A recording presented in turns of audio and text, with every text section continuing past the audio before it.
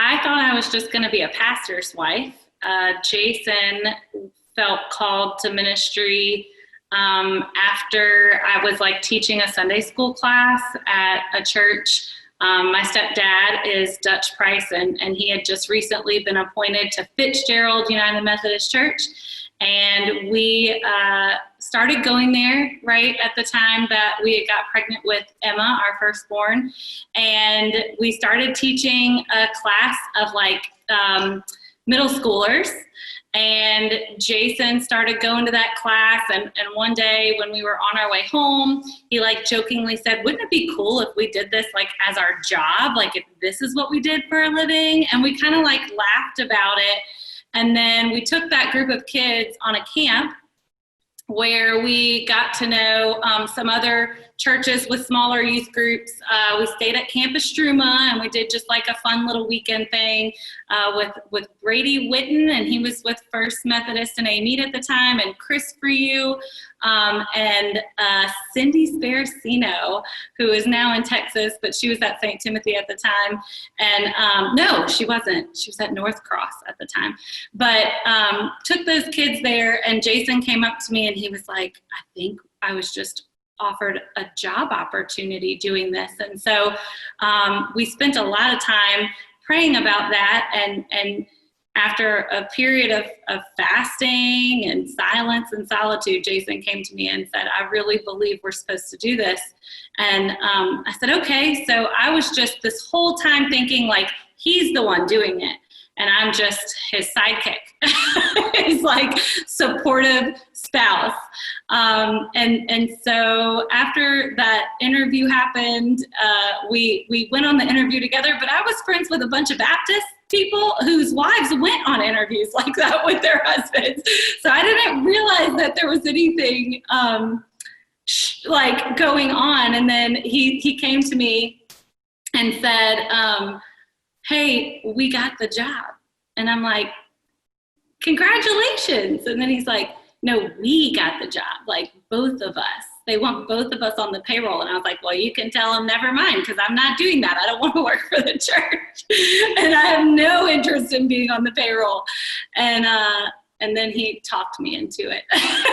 So we picked up from Mandeville. We moved to First Methodist in Amite and served there for 6 years. And lots of stuff happened while we lived there. Went to the Discerners Academy during that time, got to work alongside Brady, and Lane Cotton Wynn came in as our associate pastor. Both were extremely important in my formation, and kept telling me that I was called to this. Jason kept telling me I was called to this, and I was just very, very resistant until finally I gave in about 6 years later, went to seminary, and now we're here. I really struggled with this because, like, I'm just not a funny person. I mean, like, I was like, I don't have any funny stories. But there was a time that it was early on in ministry. We were doing youth ministry and serving at First Church Amite at the time. And I think it might have been like our first or second like big camp where we're like all on a bus and we're taking this large group of kids out of state. And, you know, we really did have a system of counting off to make sure that we didn't lose anybody. But we pulled out of this like truck stop after we had stopped to get gas, and we were a little ways down the road, like about to pull on the interstate. And somebody was like, we don't have Andrew. And so we really didn't have Andrew. Andrew was still at the gas station, had to turn the bus around and go get him. Luckily, I didn't get fired, and I was still able to continue on in ministry. But those were one of those things, like in the moment, it did not feel funny at all. But looking back on it, I'm just thankful for God's grace and people's sense of humor and understanding so that I can have made it to this point in ministry. So I am thankful for just so many people. You know, the first person that comes to mind, I don't think we would have ever done anything in ministry at all if it wasn't for my stepdad, Dutch Price. He's recently a retired pastor, but he just, he and my mom really, really encouraged us to start going to church there with them.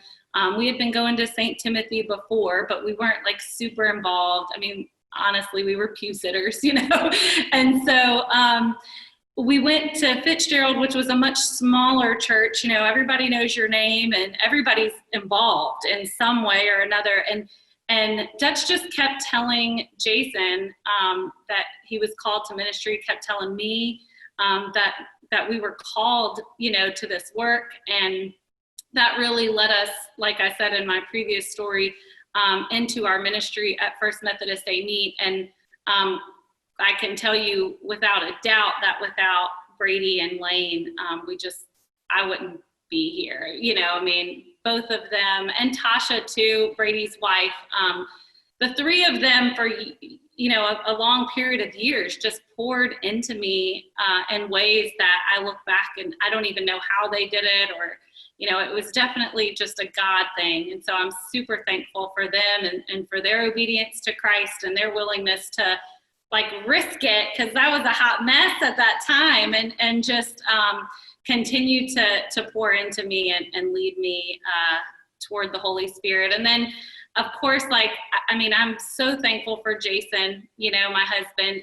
We're serving as a clergy couple. We've been basically in ministry together now for a little over a decade, and I just couldn't have done any of this without him. I definitely wouldn't have answered a call to ministry had he not pushed to go into ministry, and probably wouldn't have gone to seminary had he went to seminary first. He started seminary before I did. And he's always just kind of not only led the way, but been just an incredible supportive voice in my life and just my champion, and could not do this without him. And I'm thankful for my kids.